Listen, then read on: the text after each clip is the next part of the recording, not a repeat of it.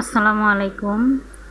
Hello viewers, Humaira রান্নার recipe থেকে সবাইকে আন্তরিক অভিনন্দন জানিয়ে আজকে খুবই সুস্বাদু মজার কলার মোচা রেসিপি আপনাদের সাথে শেয়ার করব। আশা করি সবার অনেক ভালো লাগবে। দেখুন, আমি এভাবেই করে পরিষ্কার করে নিচ্ছি। ভিতরে যে শক্ত সাদা ডাঁটাটা আছে সেটা ফেলে দিচ্ছি। আর সাথে একটা পাতা আছে, পাতাটাও আমি এভাবেই করে ফেলে দিচ্ছি। অনেকে আবার এটা সহ রান্না করে, আমার কাছে মনে হয় এটা সিদ্ধ হয় না, শক্ত হয়ে থাকে, এজন্য আমি ফেলে দিচ্ছি। আপনারা চাইলে সব সহ কেটে নিতে পারেন।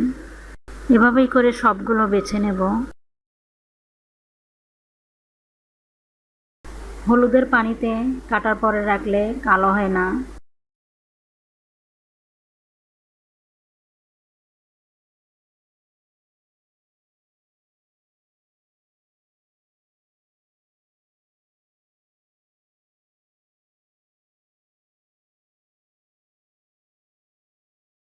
এখন কলার মোচাগুলো পানি দিয়ে সিদ্ধ করে নেব।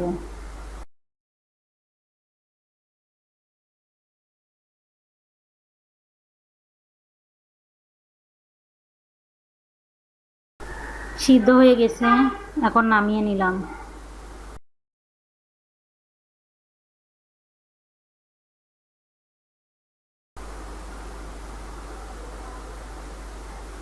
কড়াইয়ে দিয়ে দিচ্ছি পরিমাণ মতো সরিষার তেল, আর সাথে দিয়ে দিচ্ছি কিছু পেঁয়াজ কুচি।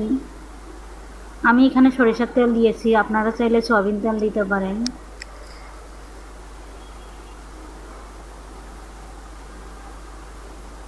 আর সাথে কয়েকটা কাঁচামরিচ দিয়ে নাড়াচাড়া করে নিচ্ছি। দিয়ে দিচ্ছি কয়েকটা দারচিনি আর কয়েকটা ছোট এলাচ।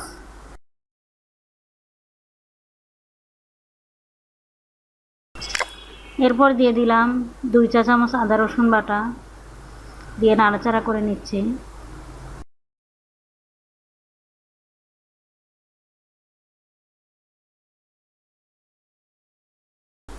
স্বাদ মতো লবণ,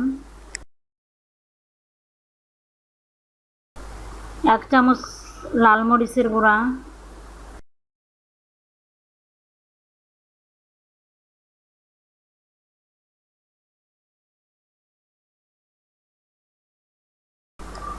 1 চামচ ধনিয়ার গুঁড়া,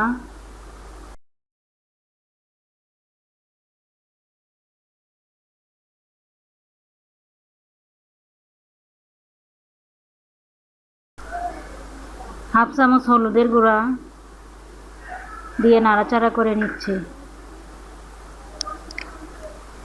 আর এখানে কয়েকটা চিংড়ি মাছ নিয়েছি, চিংড়ি মাছগুলো দিয়ে নাড়াচাড়া করে নেব।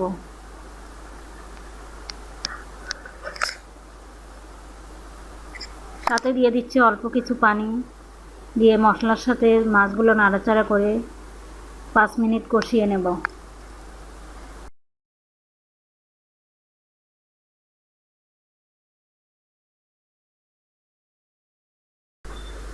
এরপর যে মোচাগুলো সিদ্ধ করে রেখেছিলাম সেগুলো দিয়ে দিচ্ছি, দিয়ে নাড়াচাড়া করে নিব।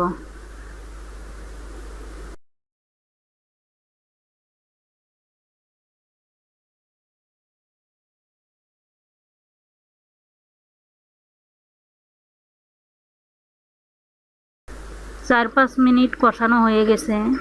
এরপর দিয়ে দিচ্ছি 1 কাপ পরিমাণ পানি, দিয়ে নাড়াচাড়া করে ঢাকনা দিয়ে ঢেকে রান্না করে নেব।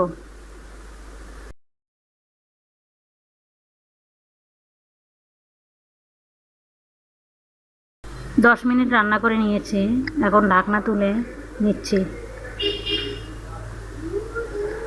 এরপর দিয়ে দিচ্ছি নারিকেল বাটা,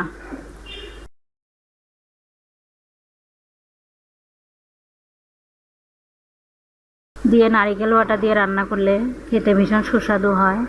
এখন নাড়াচাড়া করে নিচ্ছি।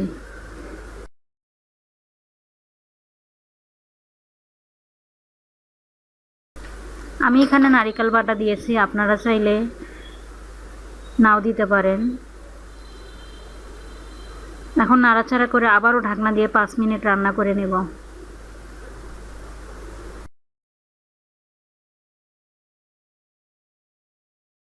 5 মিনিট পর ফিরে এসে নাড়াচাড়া করে নিচ্ছি।